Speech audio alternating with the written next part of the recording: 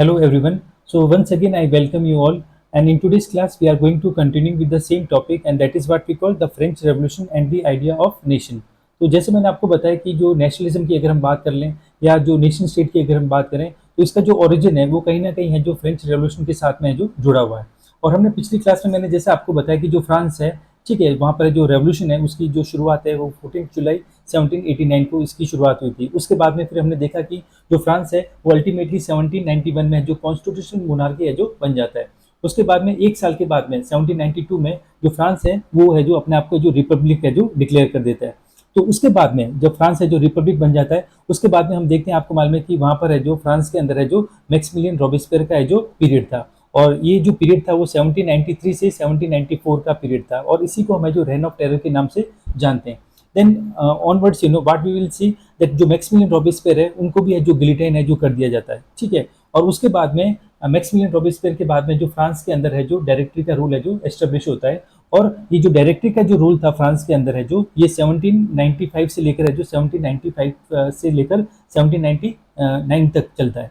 और ये जो डायरेक्टरी की अगर हम बात करें तो that directory it was made up of 5 member of executives. इसमें जो 5 मेंबर है जो हुआ करते थे। और ये जो डायरेक्टर्स है ये भी आपस में जो काफी ज्यादा है जो इनके बीच में भी काफी ज्यादा जो कॉन्फ्लिक्ट हमें देखने को मिलता है। और उसी दौरान इवन जो फ्रांस की जो पॉलिटिकल सिचुएशन थी उसमें भी बहुत ज्यादा जो इंप्रूवमेंट है जो नहीं आया था। तो दूसरी तरफ हम देख रहे हैं, आपको मालूम है कि फ्रांस से बाहर आपको मालूम है कि जो नेपोलियन बोनापार्ट है ना, वो वॉरफेयर में लगा हुआ है, ठीक है। और इस वजह से और जैसे जैसे उसको वॉर में सक्सेस मिलती है, इन रेवोल्यूशनरी वॉर में उसको सक्सेस मिलती है, तो उसकी वजह से जो नेपोलियन बोनापार्ट है उसकी जो पोजीशन है उसमें है जो तेजी से है जो उसमें एक बढ़ोतरी हमें देखने को मिलती है। उसकी पोजीशन काफी है जो इम्प्रूव होती है, और इस वजह से जो वो फ्रांस का है जो एक नेशनल हीरो है जो बन जाता है। और इन सब का वो फायदा उठाकर, जिस तरह से वो डायरेक्टरी है जो प्रॉपर तरीके से काम नहीं कर पा रही थी, और इन सब का फायदा उठाकर जो नेपोलियन बोनापार्ट है जो अल्टीमेटली 1799 में इस डायरेक्टरी जो रूल है इसको वो है जो रिप्लेस कर देता है, किसके साथ में,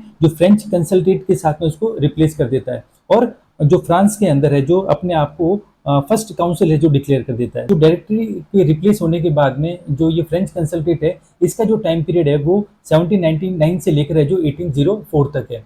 और यहाँ पर हम देखते हैं कि जो नेपोलियन बोनापार्ट है एज ए फर्स्ट काउंसिलर की तरह वो रूल करते हैं।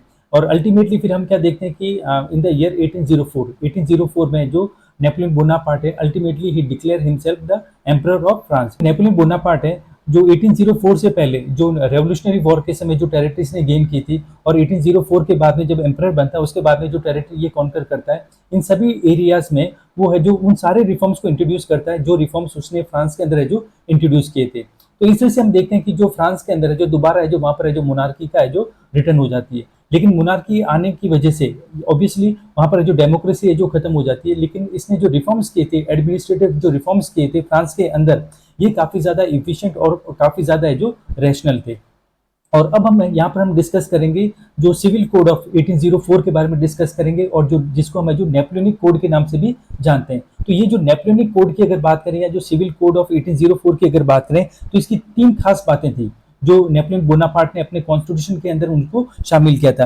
तो इसमें जो पहला जो पॉइंट था, आपको मालूम है कि इसमें उन्होंने जो सारे जो प्रिविलेजेस थे बाय बर्थ उसको उन्होंने क्या कर दिया, खत्म कर दिया। जैसे हमने आप लोगों ने 9th क्लास में आपने पढ़ा होगा कि जो फ्रांस की जो सोसाइटी थी it was classified into 3 different state. उसमें 3 डिफरेंट है जो स्टेट्स हमें देखने को मिलते हैं। तो इसमें जो पहला जो स्टेट था आपको मालूम है क्लर्जी था, then the second one is called nobility, और जो थर्ड स्टेट की अगर बात करें तो इसमें है जो आम और जो लोग थे, इसमें पीजेंट्स भी थे, इसमें इंडस्ट्रियलिस्ट भी थे, बिजनेसमैन भी थे, रिच पीजेंट्स भी थे। तो ये सारे जो लोग हैं जो मिलकर है जो थर्ड स्टेट है जो बनाते थे। तो इसमें हमने देखा कि आप लोगों को मालूम होगा कि जो फर्स्ट स्टेट और जो सेकंड स्टेट की अगर बात करें, they had privileges by birth, है ना, उनको बर्थ के बेस पर है जो कुछ प्रिविलेजेस है जो मिले हुए थे।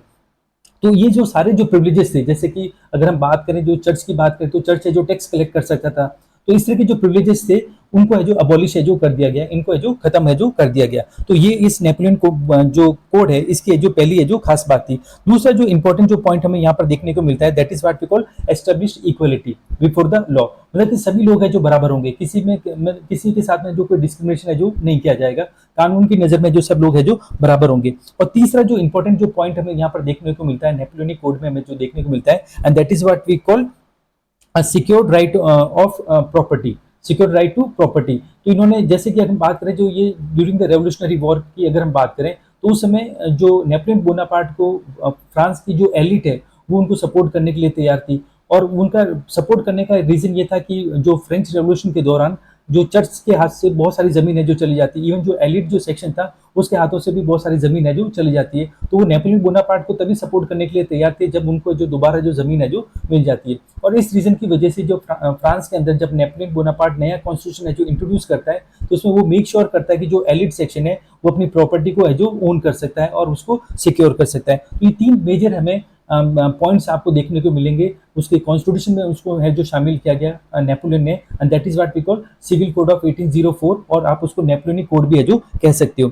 अब जैसे मैंने आपको बताया कि ये सारे जो रिफॉर्म्स जो की फ्रांस के अंदर, इन सबको है जो बाहर भी है जो इंट्रोड्यूस किया गया। जैसे कि अगर मैं आपको बता दूं कि जैसे कि जो डच रिपब्लिक हो गया, स्विट्जरलैंड हो गया, इटली हो गया, जर्मनी हो गया, तो ये वो सारी टेरिटरी थी जो कि उस समय जो किसके कंट्रोल में थी, नेपोलियन बोनापार्ट के जो कंट्रोल में थी। तो इन्होंने यहाँ पर जैसे कि उन्होंने एक जो काम किया, एक तो जो एडमिनिस्ट्रेटिव जो डिवीजन था उसको उन्होंने सिंप्लीफाइड किया। दूसरा हमें इंपॉर्टेंट चीज हमें यहाँ पर देखने को मिलती है, इन एरियाज में जो जो फ्यूडल सिस्टम था उसको उन्होंने अबॉलिश कर दिया। ठीक है, और उसके बाद में हम देखते हैं कि इवन जो पीजेंट्स थे आपको मालूम है उनको फ्री कर दिया, किसे, सर्फडम से, और जो मैनुअल ड्यूज है उनसे फ्री कर दिया गया।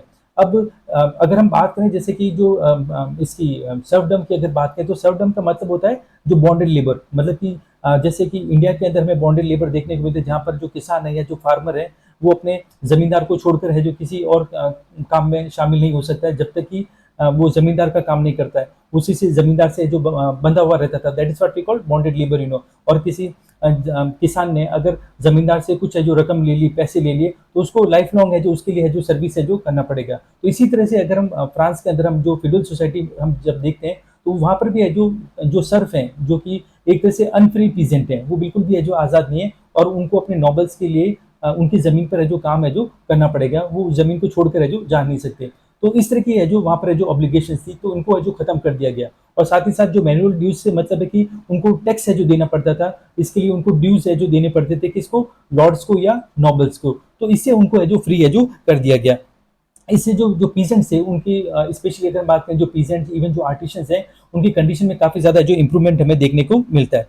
इसके बाद में अगर हम देखें आपको मालूम है तो जो गिल्ड्स हैं कि उनकी जो रिस्ट्रिक्शंस हैं उनको हटा दिया गया। तो गिल्ड्स की अगर हम बात करें एक्चुअली, तो गिल्ड्स है क्या, तो गिल्ड्स एक्चुअली एक यूनियंस होती है, जो मैन्युफैक्चरर्स होते हैं या जो ट्रेडर्स होते हैं उनकी यूनियन होती है, उसी को हम क्या कहते हैं, गिल्ड्स कहते हैं। तो जैसे कि अगर हम बात करें तो ये गिल्ड्स हैं, ये बहुत हद तक है जो जैसे अगर मैन्युफैक्चर की अगर बात करें तो ये तय करती है कि जो माल है वो कितने अमाउंट में है जो उसको बनाना है, कितना उसका ट्रेड करना है, उसका जो प्राइस हो गया, उसकी जो क्वालिटी होगी, उसका जो डिस्ट्रीब्यूशन हो गया, इन सब चीज़ों को वो क्या करते हैं, कंट्रोल करते हैं। और ये जो गिल्ड्स हैं नए लोगों को बिजनेस में आने से रोकते हैं, क्योंकि अगर नए लोग हैं जो उस सेम बिजनेस में आएंगे तो इससे उनका जो प्रॉफिट है वो क्या हो जाएगा, बढ़ जाएगा। तो इस तरह की जो रिस्ट्रिक्शंस हुआ करती थी, जो नए लोग हैं वो आसानी से जो बिजनेस में नहीं आ सकते थे, और अगर नए जो ट्रेडर्स हैं वो व्यापार नहीं कर सकते थे। अगर उन्हें ये करना है तो उसके लिए ये जरूरी था कि वो ये जो गिल्ड्स हैं इनके वो मेंबर है जो बने, इंडिपेंडेंट होकर है जो वो फंक्शन है जो नहीं कर सकते थे। तो इस तरह की जो रिस्ट्रिक्शंस थी उनको है जो हटा दिया गया। उसके बाद में हम देखते हैं कि इवन जो ट्रांसपोर्ट और जो कम्युनिकेशन सिस्टम है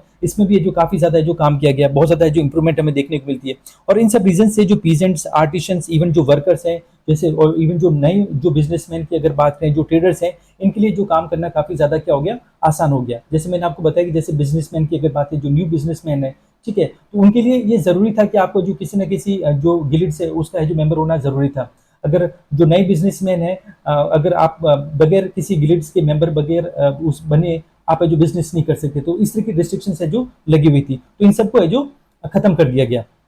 और जो बिजनेसमैन हैं, इवन जो छोटे जो बिजनेसमैन हैं, अब उनके लिए आसान हो गया कि वो गुड्स हैं, ठीक है, इवन जो कैपिटल्स हैं उनको एक जगह से दूसरी जगह आसानी से है जो ले जा सकते हैं, ठीक है। और एक कॉमन नेशनल करेंसी की वजह से, है ना, एक कॉमन नेशनल करेंसी की वजह से ये जो लेन देन है, एक्सचेंज है गुड्स का और इवन कम्युनिटीज का, इट बिकम वेरी इजियर, तो ये सारी चीजें हैं जो ये सारी जो डिसीजंस लिए नेपोलियन बोनापार्ट ने, इसकी वजह से जो ट्रेडिंग एक्टिविटीज है वो काफी ज्यादा है जो इंप्रूव हो जाती है। और जैसे कि हमने पहले भी देखा, आपको मालूम है कि जो फ्रांस के अंदर भी जो अलग अलग एरियाज के अंदर, अलग अलग टेरिटरीज के अंदर, वहाँ पर भी जो अलग अलग है जो करेंसी है जो करेंसी थी, तो इसकी वजह से बिजनेस करने में कई तरह की ऑब्स्टेकल्स आती थी, कई तरह की बाधाएं आती थी, तो उन्होंने इसको खत्म करके जो एक कॉमन करेंसी वहाँ पर है जो इंट्रोड्यूस कर दी। तो इस सबसे जो कमर्शियल एक्टिविटीज है जो काफी ज्यादा है जो इंक्रीज हुई।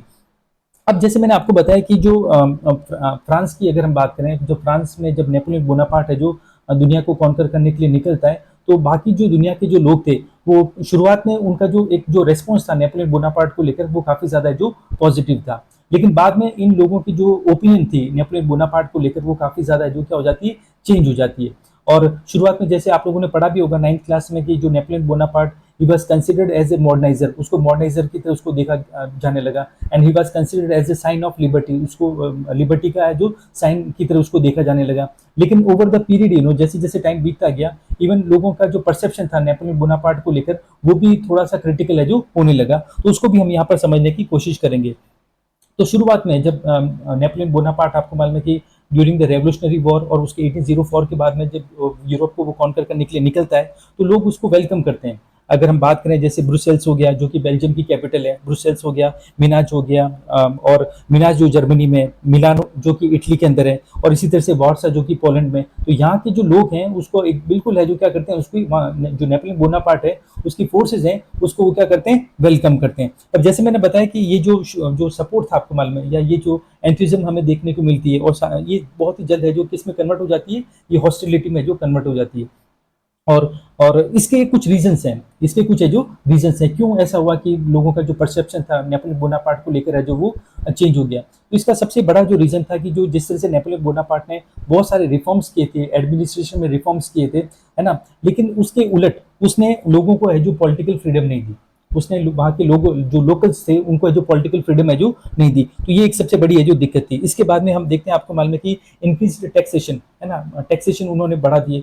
तो टैक्सेशन बढ़ाने का रीजन ये था कि जो नेपोलियन बोनापार्ट, अब उसको पूरा यूरोप कॉन्कर करना है। अब पूरा यूरोप जब उसको कॉन्कर करना है, तो ऑब्वियसली उसको पैसा चाहिए, फंड चाहिए। और वो फंड कैसे आएगा, जब तक कि वो टैक्सेस है जो इंट्रोड्यूस नहीं करेगा, नई टैक्सेस नहीं लेकर आएगा, या टैक्सेस है जो इंक्रीज नहीं करेगा। तो इससे भी जो लोग हैं जो वो परेशान होने लगे, और उनको लगने लगा कि जो नेपोलियन बोनापार्ट हो गया, या इससे पहले जो दूसरे जो रूलर वहां पर जो रूल कर रहे थे, उनमें और नेपोलियन बोनापार्ट में कोई ज्यादा डिफरेंस है जो है नहीं।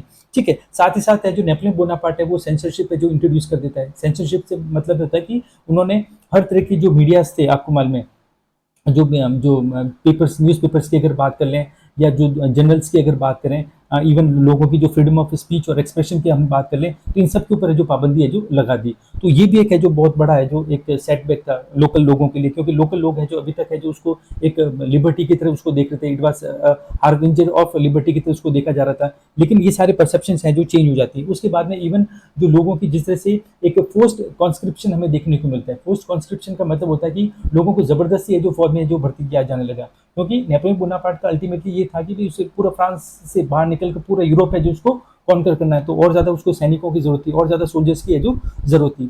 तो इन सब रीजंस की वजह से क्या होता है कि ये जो चीजें हैं जो काफी है जो उसके अगेंस्ट में है जो चली जाती है। और इन सब रीजन की वजह से हम देखते हैं कि जो ये रिफॉर्म से ज्यादा है जो लोगों को उसके नुकसान है जो नजर आते हैं। So this is what in the topic, and in the next class we are going to start another topic, and that is what we call the making of nationalism in Europe. Thank you.